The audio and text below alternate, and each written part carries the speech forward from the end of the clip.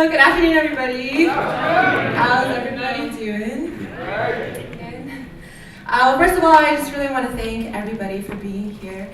I don't know about you, but after especially hearing those last few presentations, I feel like I need a little time to really soak that in and to really feel what was really shared. But I also feel like there's a lot of energy here. There's a lot of hope. That there's a lot of people who really care. So thank you so much for being here. And just to introduce myself a little bit, my name is Kailey Teo. I have a white brother, apparently. I'm a student here at UNLV. I'm in my 4th year studying psychology. And I have a wonderful opportunity to get to share with you a little bit about who we are as CARP and on behalf of our student organization here. Just first off to begin, I think I'm beginning to realize that there is a message that is being fed to us, especially as I've been growing up and experiencing life in college, especially here in Las Vegas, that there's this message that's constantly being fed to us. And this message is becoming normalized, and it's wrapped up to look really pretty, really attractive, and really promising. That this is what you really want, this is how you can feel good, this is how you can be happy. And this message says that human beings, we're nothing more than our body. That physical pleasure is the highest form of fulfillment in your life. That your body, my body, is for my pleasure only. And that other people's body is for my pleasure only. And that my worth comes from being wanted, from being desired, from being able to perform. This message tells us that relationships and marriages, they just don't work out, and they never will, and they end. And it's normal to go from partner to partner. And actually that the lack of commitment and the lack of depth and intimacy in a relationship is actually liberating, right? You don't have to worry about it, right? Do whatever you want. It's okay. And this message is also telling us that this world is not a good place, right? It's filled of not so good people, selfish people. So you might as well just live for yourself, right? Look out for yourself, create a good life for yourself, right? And I think this message, it comes to us in all different ways, sounds convincing to us in all different ways. And I know for myself as a college student, it's confusing and it's really difficult to navigate through. But I just want to say that I don't think it's talked enough about how much these messages really lead to a lot of emptiness. And really asking ourselves the question, are we really happy? Are we really fulfilled? Are we really satisfied with things continuing the way that they are now? And during my time in CARP, I've had the privilege and honor of being able to meet a lot of college students on campus. And they've really entrusted me to share their lives, to share about their stories of what they've been through. And it's really real. It's not just numbers and statistics, right, on a slideshow, but it's really real that inside the hearts of a lot of young people are these deep feelings of not being good enough, these deep feelings of loneliness, of isolation, feelings of a lot of heartbreak and pain that they've realized in their life, experienced in their life. So this is the reality that we're dealing with. And I just want to say that CARP is trying to provide an alternative perspective. And also, in light of everything that we've heard today of all the horrible atrocities that are happening close to home or far away, that there is a role that young people has to play within this, right? Yeah, young people. So that's what I want to share with you today. So, kind of the heart of who we are. We believe that we all come from a loving source and a loving creator. And we may all call out to that in a different way and with a different name, but we would like to call that source God. And we believe that God had a very different idea of what is the value of a human being, what is the value of an individual, and God had a very different idea of what relationships and life and this world was supposed to look like. And it's through this understanding of God that helps us to feel that connectedness, right? To have that connection with each other, and to also to be human. And it's when we step away from God or when we're apart from God that's where disconnection comes in, right? That's where hate comes in, and that's also where we lose the humanness inside of ourselves, and we're not able to see that humanness in other people as well. And at the core of what makes us human, we believe God created and designed each and every single person with such a special capacity to be able to experience a deep level of connection and intimacy and love in their life. That actually love is the reason that God created us, and that actually human beings, we don't function very good without love. We actually are like dying when we don't have love. And love is what makes us feel alive.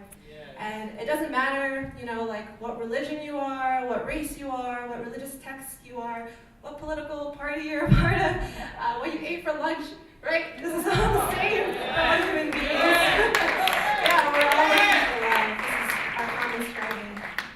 And we really believe that the love that God wanted us to experience in our life is not just any kind of love, but it's like a real love, right? It's a love that was never meant to make you feel empty afterwards. It was a love that wasn't just for now, for one moment. It was a love that was never meant to hurt, but it's a real love. And unless we fulfill that inner need, that inner desire, that inner destiny that we have to experience that real love in our life, we're never going to be happy. And we're going to, like the other presenters have shared, that we're going to look in other ways to be able to fulfill that love. So, this is where the juicy stuff comes in, right here. So knowing that we are all meant for real love in our lives, it makes sense that we need to learn what real love is, and we need to practice real love in our daily lives. And as we're growing up, especially as young people, every day is really an opportunity of how to learn and practice love in our life. Right? How can we think about another person more than myself, right? How can I put someone else above myself? Like Dr. Eric said, right? Get out of yourself, right? How can you get out of yourself to be more compassionate, more forgiving, more unconditional, more loving? And this is really learning how to put in the real work, right? To make a real love between two people, right? And often I think as young people, we don't hear about that relationships take work, marriages takes work, good things take work, but yeah, it takes work for good things and real things to come about. So this is what it really means to us to live a life of purity, to really build ourselves to become loving individuals that are ready to make that commitment to give our whole selves, our whole heart to one person, which is our future spouse. And when we can do that, that's where we can really experience love and sex in the most full and powerful way. So I know there's a lot of feelings that come about when you hear waiting until you're married, right? There's a lot of concepts about that. But we really believe it's not just a refraining, right? Just don't do this, right? It's bad, or God tells you don't do it, so don't do it, right? With no explanation. But we really believe waiting until you're married is a promise to actively build yourself to be a better person, and to build yourself for your future self, for your future life, and for your future spouse. Yep. So, we believe as CARP, this is the greatest thing that young people can do to really combat and really fight these issues that we see in our society today. It's the greatest devotion that you can make for your future life, and it's the greatest devotion that you can make to creating a better world. And this is because today's society, it's constantly telling us to accept and settle for something less, right? Yeah. Right? Something that's really empty and really destructive for our souls and for the souls of other people. So we really want to take a stand and to believe that I am worth more than what the society has told me, that other people are worth more than what society has told me, that relationships, love, and sex is meant to be so much more than what society has told me, and that God really wants so much more for my life. And we really want to believe in the great love and the great joy that we're meant to experience in marriage and family, and that marriages don't have to fall apart, families can stay together, and that children deserve to grow up in a loving and a nurturing environment where they know that they're loved, and they don't have to find that in any other place. And we want to believe in humanity.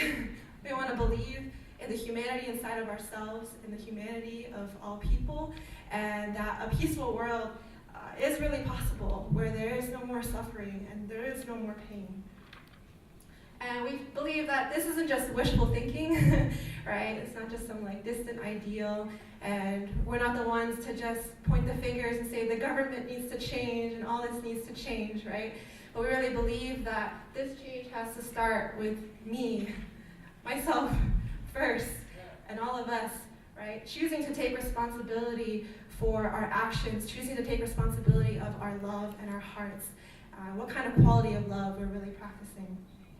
So our founders firmly believed and advocated that peace starts with loving families, and these loving families are built of loving couples, and these loving couples are built of loving individuals, right? And this is what's really going to change the world. And I'm proud to say that I've made this commitment to a lifestyle of purity in my own life. And no, it's not easy. No, it's not because I'm an amazing person or I'm very holy, but I just want to fight for something real. And I want to fight for making change in this world and in society. And, I think making this commitment to God, who loves me, who wants the best for me, and I want to make God proud, making this commitment to my future spouse, to my future children, and also making this commitment to building a better world for the future generations. So I just wanted to share with you briefly what this pledge that we can make, this promise that we can make really looks like. So I'm just going to read it. It says, cherishing the authentic relationship of love between a man and a woman as God intended, I pledge to dedicate myself wholeheartedly to my future spouse by practicing purity in heart, mind, and body, and refraining from sexual contacts and relationships before marriage. To start anew and commit to cultivate my God-given heart and character actively in preparation for my future marriage and family.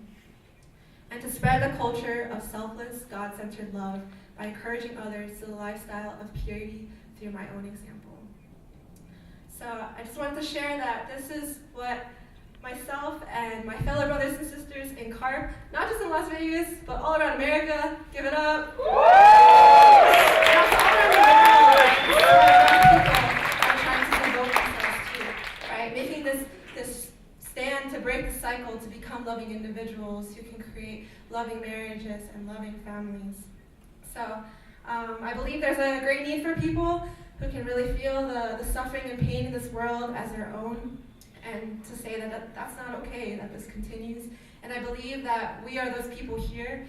I believe we're all here because a part of us cares about our life, and a part of us cares about the people in our life, a part of us cares about our community and our world. And I hope we can all just raise our voices together to share this important message against the loud voices that tell us otherwise. And I hope we can leave this place, go to our respective fields, areas, communities, and feel like we can raise our voices just a little bit louder, knowing that there's other people who are fighting alongside together with us. So I want to thank you so much, especially for all the elders here, the mentors, the supporters. As a young person, you give me so much strength and courage and guidance, and I'm grateful. I'm grateful to everyone here for being here and taking a stand for marriage and family, and I think we can really do something awesome together. So thank you so much.